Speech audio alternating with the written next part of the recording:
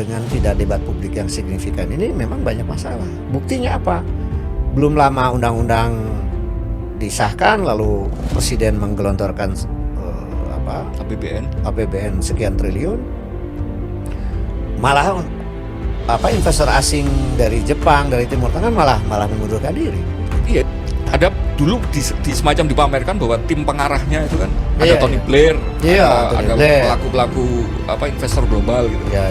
Kemudian seolah-olah ya proyek ini akan sangat diminati oleh investor internasional, tapi ternyata kemudian nggak ada kabar apa-apa. Nggak ada kabar apa-apa, dan itu resmi mereka mengundurkan diri karena itu semacam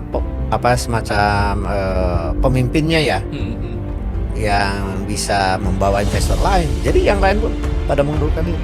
Keputusan Indonesia untuk memindahkan ibu kota dari Jakarta ke ibu kota Nusantara menjadi sorotan media dunia. Berbagai kesulitan di balik pemindahan besar-besaran itu menjadi sorotan. Bahwa langkah pemindahan itu tidak akan mudah seperti yang diperkirakan. Bahwa kesulitan pertama akan didapatkan dari 1,9 juta ASN yang akan pindah ke lingkungan baru. Masyarakat perlu tertarik untuk datang ke tempat baru. Pertama-tama mereka perlu melihat infrastruktur yang kuat seperti sekolah, rumah sakit, dan fasilitas perumahan. Atau mereka tidak akan tertarik untuk pindah ke sana. Beberapa kementerian sekarang nih, kalau nggak salah sudah sekitar 96-an ya triliun sekarang ini dari APBN.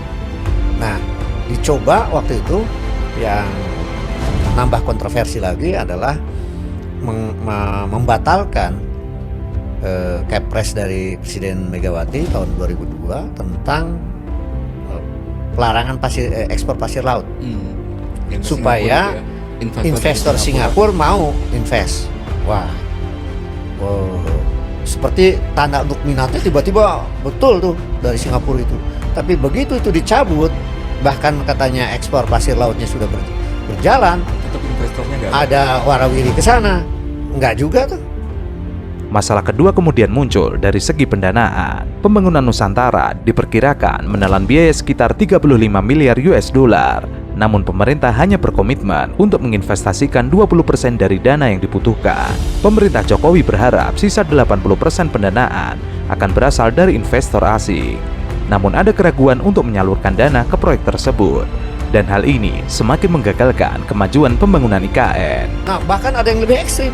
Murah gitu ya, iya, untuk jual gitu ya. Betul. Itu menjelang pemilu, Presiden Jokowi itu 3 kali bolak-balik ketemu Presiden Xi Jinping.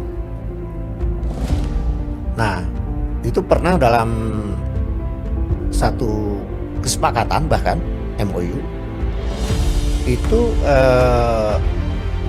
investor China itu akan diberikan konsesi 190 tahun. 190. Mengerikan kan?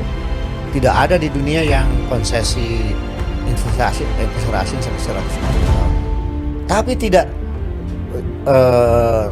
terjadi juga proposal karena bukan letter of intention aja, tapi harus proposal yang serius.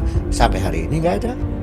Tidak akan mudah bagi pemerintah untuk mendapatkan 80% investasi asing, kecuali pemerintah dapat memberikan bukti kelayakan Nusantara dan jaminan bahwa proyek tersebut akan terus berlanjut, bahkan jika pemerintah baru mulai menjabat tahun depan. Anggaran infrastruktur negara itu telah menurun sejak tahun 2017 ketika mencapai puncaknya sebesar 2,8% PDB, namun turun menjadi 1,9% PDB tahun lalu. Setelah itu pula, Presiden Jokowi mengumumkan investor akan diberikan surat hak milik tanah. Nggak ada di dunia dikasih itu. Ibu kota dijual gitu ya? Iya, bahkan blueprintnya akan diberikan supaya katanya nanti kayak Shenzhen. Nggak ada itu akhirnya sampai sekarang. Memang itu berbagai analisis ya, ada masalah pertimbangan internal perekonomian China juga yang memang mereka hati-hati karena timbul juga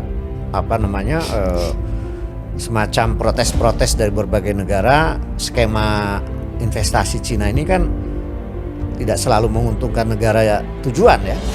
Nah, dan itu banyak dikritik di mana-mana. Banyak dikritik. Seolah-olah kemudian menjadi penjajahan baru. Iya,